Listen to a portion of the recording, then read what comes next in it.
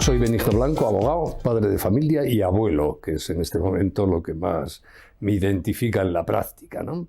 Me he implicado socialmente en los grandes debates de actualidad en nuestro país en los últimos 30 o 40 años y, por supuesto, ahora le presto una especial atención a la ideología de género y su agenda política y de aplicación práctica, porque creo que el gran tema del siglo XXI en el mundo es y será por bastante tiempo el dilema sexo o género. Y yo obviamente apuesto por el sexo descaradamente y no por el género. ¿Qué es esencialmente la ideología de género? Es una antropología. Es una concepción filosófica de en qué consiste ser un ser humano. Y es precisamente una antropología que se basa en el prejuicio de que nuestro cuerpo no determina nuestra identidad sexual. Es el fruto intelectual de pensadores muy influidos por el freudomarxismo de los años 60, tan potente en todo el mundo intelectual occidental, pues es una perspectiva atea y materialista del mundo, donde lo material se ve como algo sin sentido. Lo material es el fruto de la evolución ciega de los elementos, fruto del azar, sin sentido ni finalidad ninguna. Por lo tanto, nuestro cuerpo exactamente es también una cosa material que no nos da ninguna información relevante porque es el fruto, por decirlo así, de la bioquímica del carbono y punto. Entonces, ¿en qué consiste la identidad humana? En la autodeterminación de nuestra mente que nos constituye. De tal manera que, aplicado en concreto a la sexualidad, lo que dice el género es: no tenemos un sexo, nuestro cuerpo no nos da ninguna información relevante para identificar nuestro sexo y, por lo tanto, lo que define nuestra sexualidad es la decisión voluntaria personal de qué quiero ser.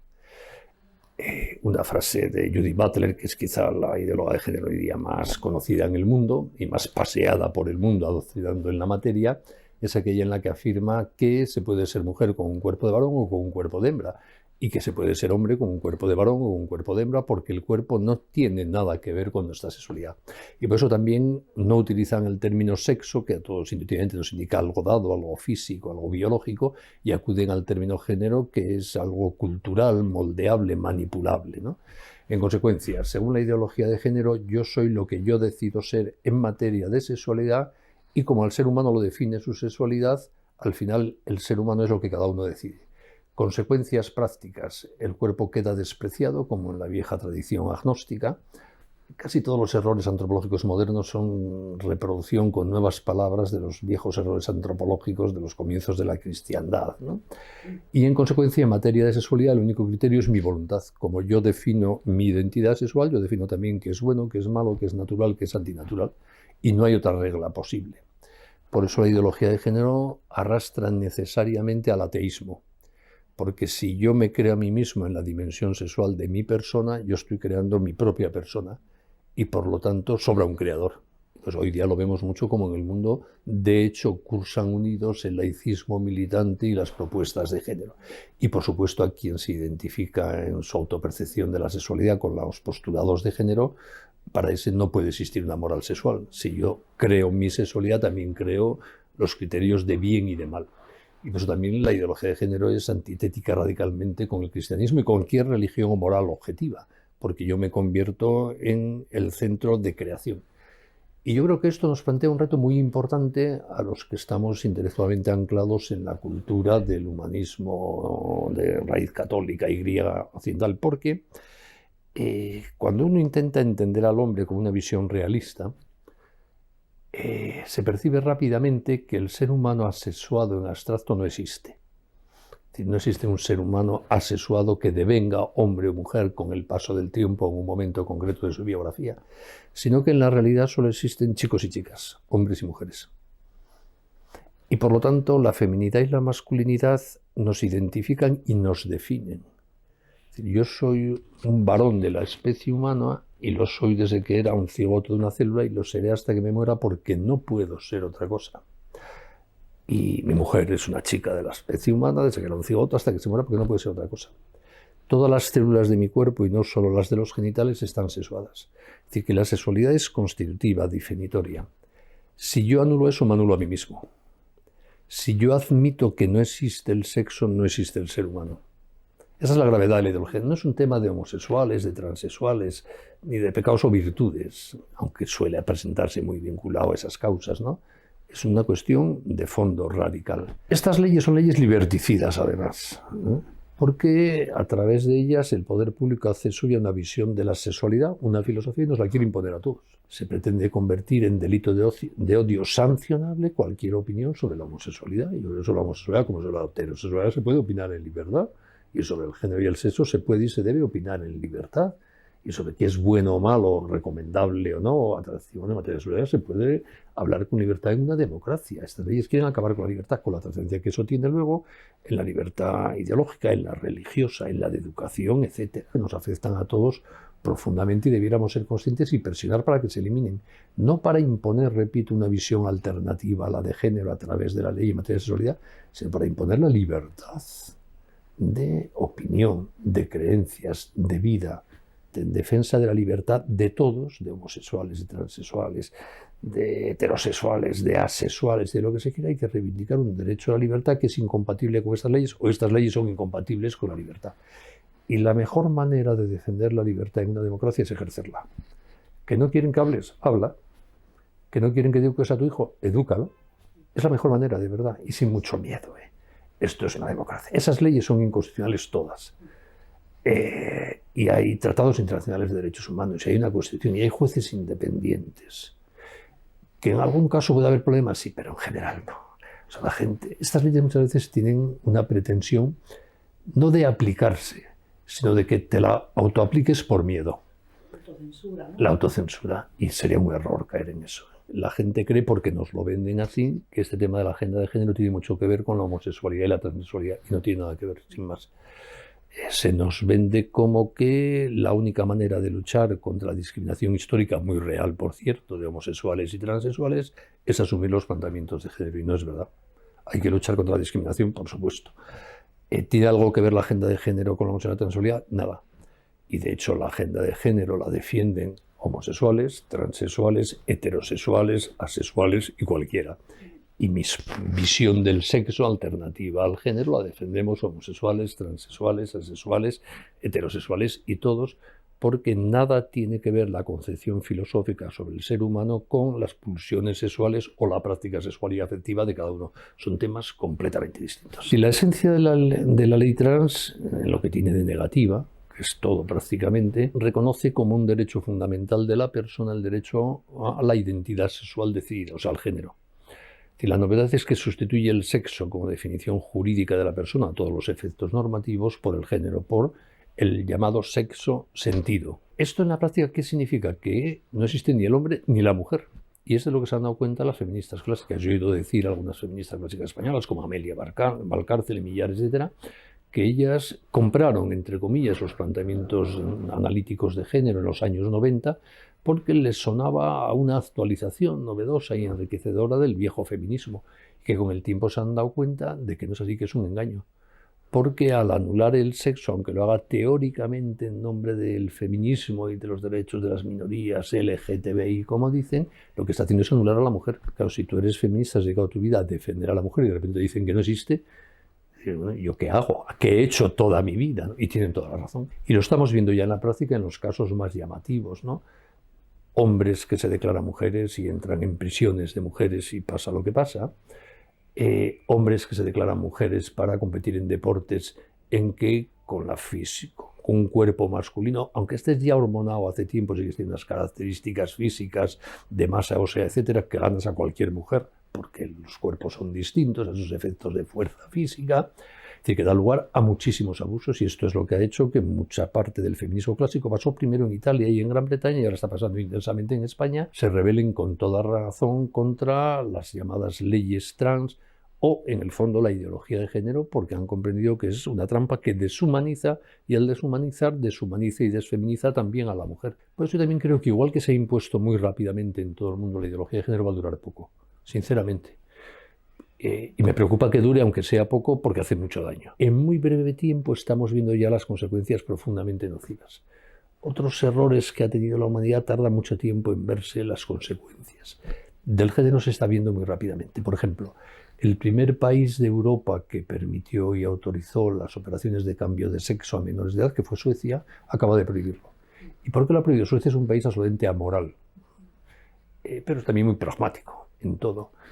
Entonces suele ir el primero en todos los avances progresistas de la modernidad y también rectifica porque comprueba los resultados. ¿Qué ha pasado con las operaciones de cambio de sexo en los menores? Que vieron que no arreglaba los problemas de disforia de género, más que aparentemente y durante un breve periodo, y luego que el índice de suicidio en concreto de los que pasaban por operaciones, digamos, tratamientos hormonales y quirúrgicos de cambio de sexo era sensiblemente más alto que las personas que tenían problemas similares pero no acudían a esas llamadas operaciones de cambio de sexo. Por tanto, considera que no son aptas para el fin médico que se perseguía. Y lo mismo pasó en Finlandia hace poco, lo mismo está sucediendo en Francia y en Gran Bretaña, no por legislaciones generales, sino por decisiones y consejos de las autoridades sanitarias, y este debate está muy abierto en Estados Unidos. Es una pena que en España, llevados por un mero prejuicio ideológico y ya científico, tomemos decisiones de las que otros países que fueron por delante en cometer el mismo error están ya volviendo. Quizá porque en España muchas veces los debates legislativos y políticos son muy poco científicos. Son yo quiero esto y se hace por mis narices y sin debate y el que se ponga su facha y se acabó, no hay más que decir sobre el tema, ¿no? A veces la humanidad aprende por convicción. Detectamos un riesgo y lo evitamos. Y otras veces, muchas, tanto en la vida personal como en la colectiva de los pueblos, aprendemos a tortas. Y aquí estamos aprendiendo ya a tortas, pero estamos aprendiendo, ¿eh? Esta rebelión médica, feminista, por supuesto moral, ideológica también, que se está manifestando frente a toda la agenda política de género, o una parte de ella, la más radical por lo menos, está deviniendo muy rápida. Es decir, en el fondo, todo este tema del género políticamente, más allá de el trabajo en las cavernas en Naciones Unidas, etcétera, políticamente en todo el mundo es una agenda de los últimos 15 años, a una velocidad increíble. Pero en solo ese breve tiempo ya está habiendo mucha reacción. Por ejemplo, en inglés, tanto en Estados Unidos como en Gran Bretaña, están apareciendo muchos libros de homosexuales denunciando la ideología de género. Que además empieza a decir, bueno, el último de Murray, la masa enfurecida, dice, yo soy homosexual y estoy casado con un señor y soy feliz. Esto es una chorrada. Y no tiene que ver una cosa con la otra. No dice una chorrada, ¿no? Pero todo el libro está dedicado a denunciar las tonterías y barbaridades de la ideología de género. Hay bastantes libros ya en este sentido. Y luego eso están las decisiones de algunos países, antes citaba Finlandia, Suecia, Francia, Gran Bretaña, sobre los temas de los tratamientos hormonales e incluso quirúrgicos con los menores, ¿no? Cada vez hay más denuncias también en Internet y más testimonios de personas. Entonces creo que dado que es tan absurdo e irracional, tan anticientífico, va contra la evidencia biológica. Todos los humanos somos XX o XY. Podrá haber malformaciones de eso, pero somos XX o XY. Y luego está la libertad, ¿no? Y no es lo mismo lo que somos que lo que hacemos con nuestra libertad. Es todo tan evidente, tan palmario, tan innegable, que se va imponiendo porque cuando se viola eso hay mucho sufrimiento, mucho dolor y mucho error.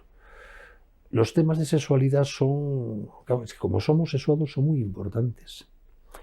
Y sabemos bastante poco de la sexualidad todavía.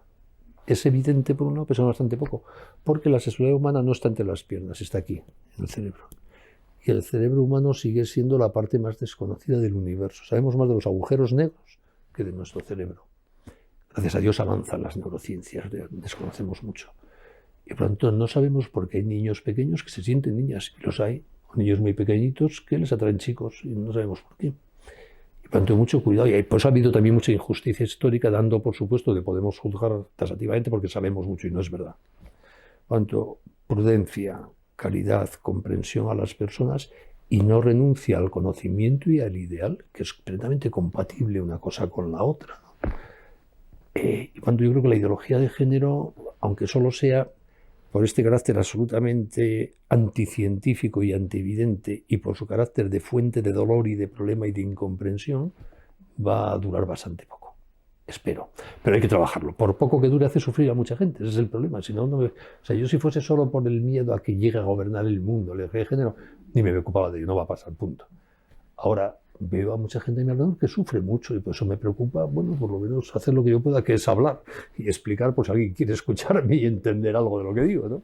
Se ha publicado recientemente un libro de una periodista americana que se llama El daño irreparable, que ha sido muy polémico en Estados Unidos y también en España, donde se hace un análisis sociológico con muchas entrevistas a personas padres de familia, chicos, sobre todo niñas que han pasado por estos temas de disforia de género, hormonación, etcétera, y se demuestra que el daño que se está haciendo a cantidad de gente, porque la dinámica en el caso de los menores de edad, que es lo más que se está hablando en España, pero repito, el planeamiento general es este del sexo sentido o género, identidad subjetiva sustituyendo al sexo real, lleva a muchos chicos jóvenes que compren como una moda cultural en marcha en cuanto tienen cualquier problema del tipo que sea y se autodiagnostiquen, asesorados en la red, como personas nacidas en un cuerpo equivocado, transexuales y que quieren cambiar de sexo, y una vez que se autodiagnostican ya no hay nadie capaz de ayudarles a reflexionar. Los médicos no se atreven o no quieren,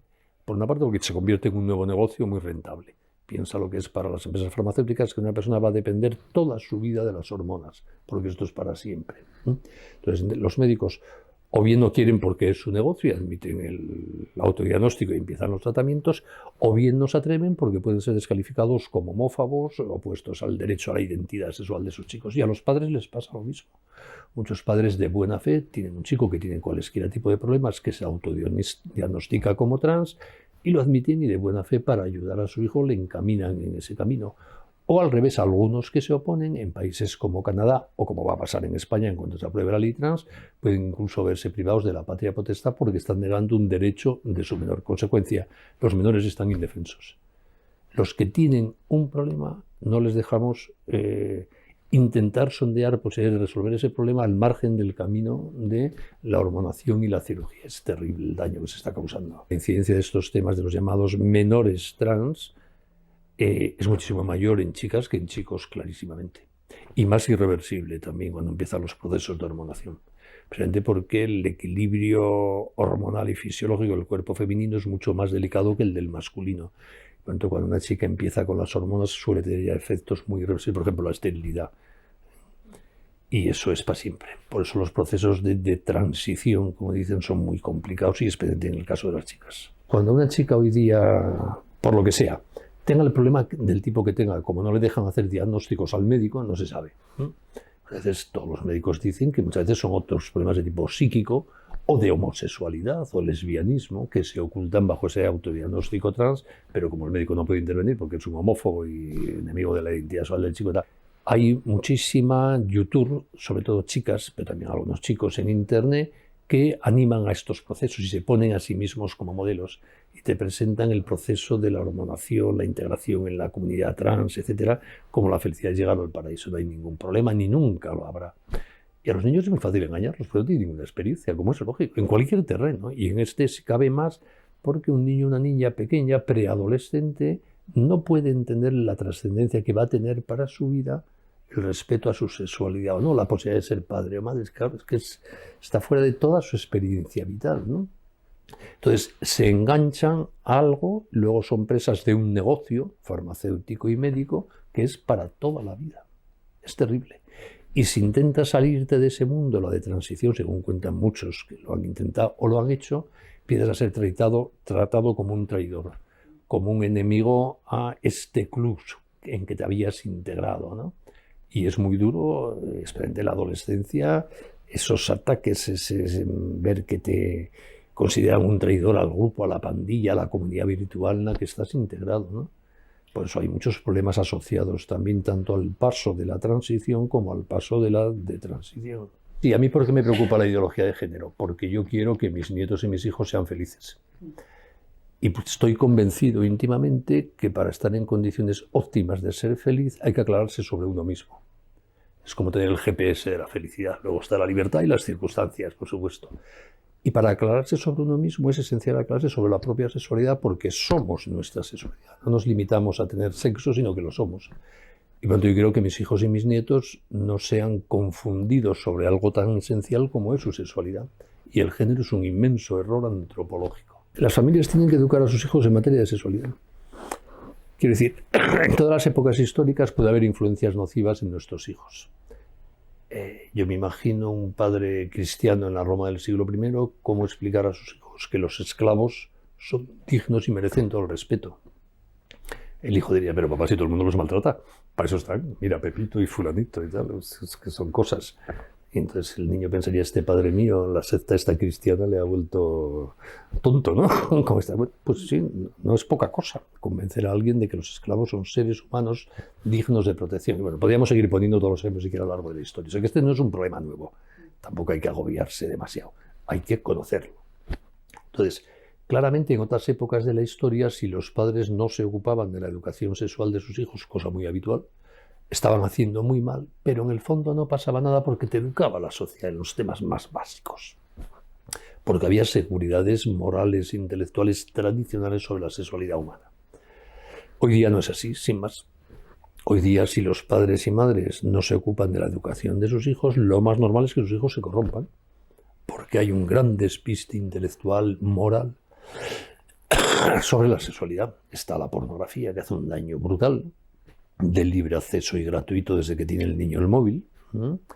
Está esa llamada educación sexual en la escuela, que habitualmente suele ser corrupción de los menores, porque incentiva una sexualidad irresponsable y promiscua y no aporta información relevante sobre todos los aspectos no genitales de la sexualidad.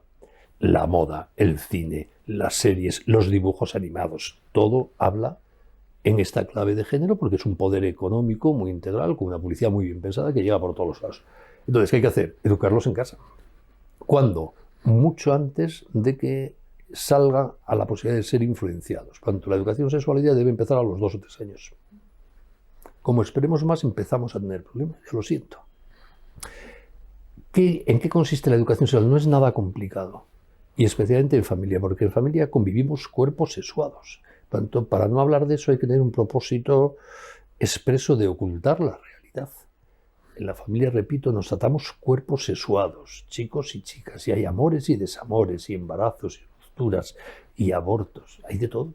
Para no hablar de eso es que, repito, hay que ocultarlo con una voluntad consciente, ¿no? Entonces a un niño muy pequeñito hay que empezar ya a explicarle la maravilla de que sea niño o niña. Y cuando van creciendo un poquito, las conversaciones sobre el sexo salen con naturalidad si se habla, porque es lo que se ve. Entonces hay que entrar al trapo de hablar de todo. Yo creo que una buena educación sexual consiste en 2 cosas. En transmitir seguridades morales e intelectuales sobre el inmenso valor de la sexualidad, sobre que la sexualidad es tan importante como el ser humano, porque no se puede distinguir el ser humano de la sexualidad, y que por lo tanto banalizar la propia sexualidad o la del otro es banalizarse a sí mismo o al otro.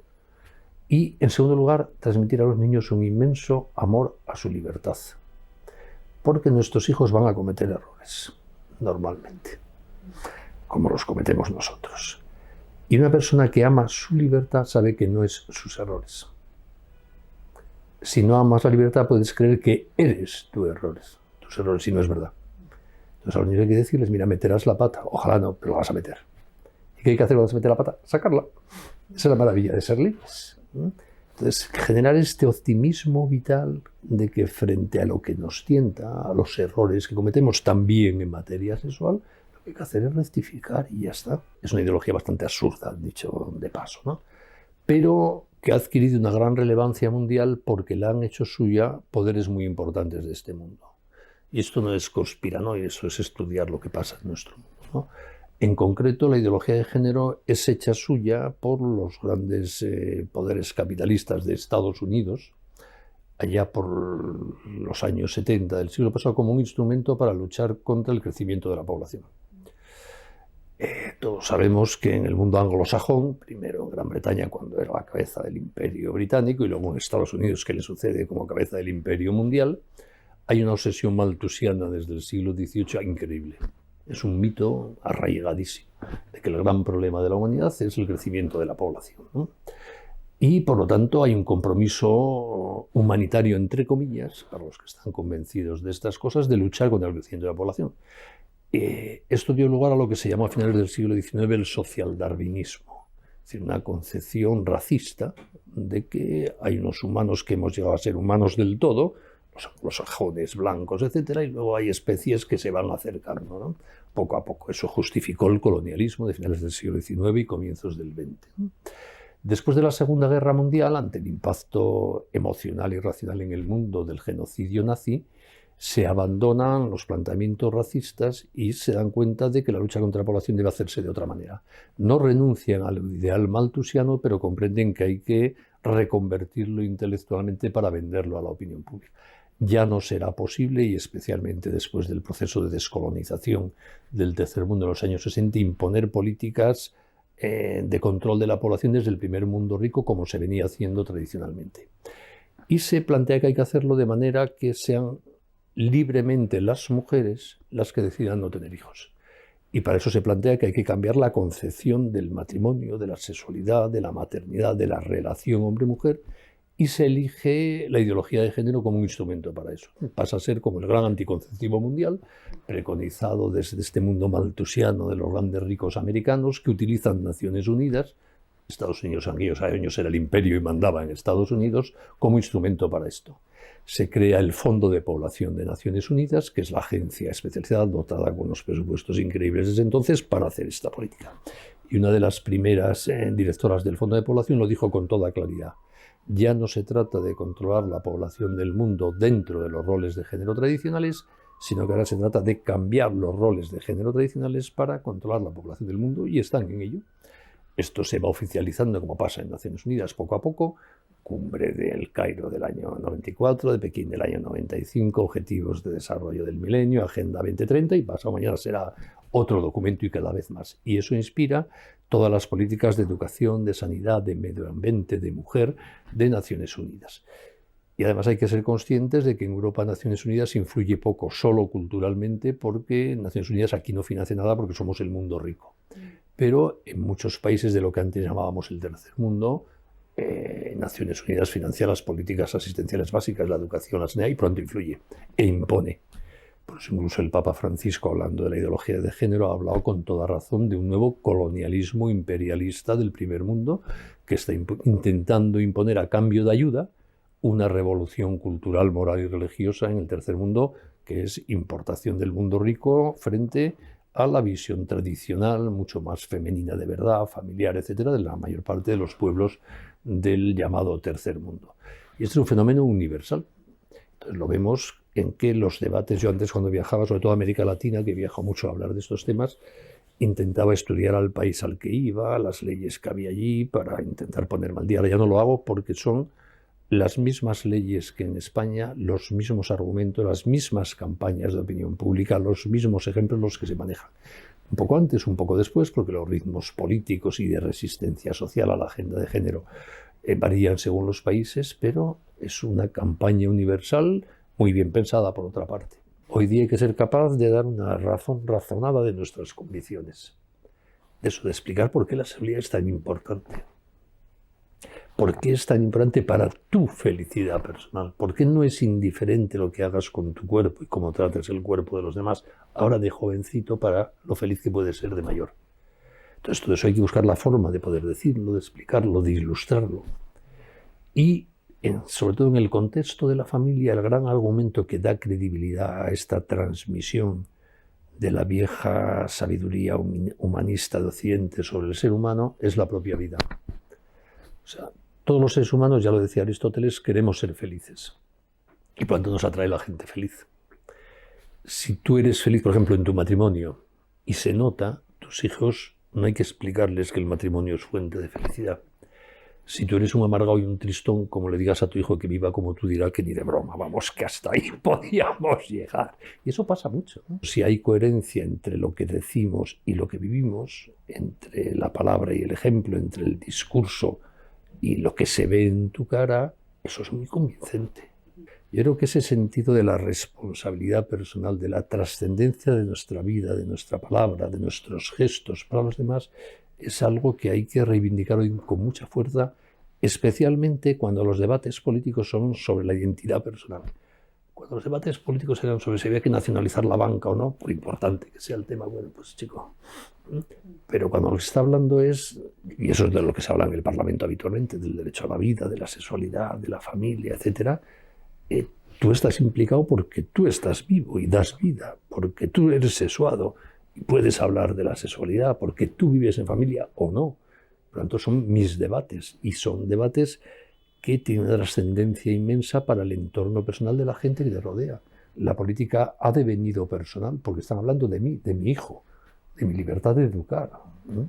Por lo tanto, yo ahí tengo que implicarme, aunque no sea político, ni milite en ningún partido, ni sea importante en los términos habituales. Hay una frase del Papa Francisco, a mí me encanta, que hablando de estas cosas de la responsabilidad social del cristiano, dice algo así como: no se trata tanto de ocupar espacios de poder donde controlemos lo que pasa, sino de generar dinámicas en el tiempo que producirán Dios sabe qué frutos y que probablemente tú ni los verás. Eso es lo real.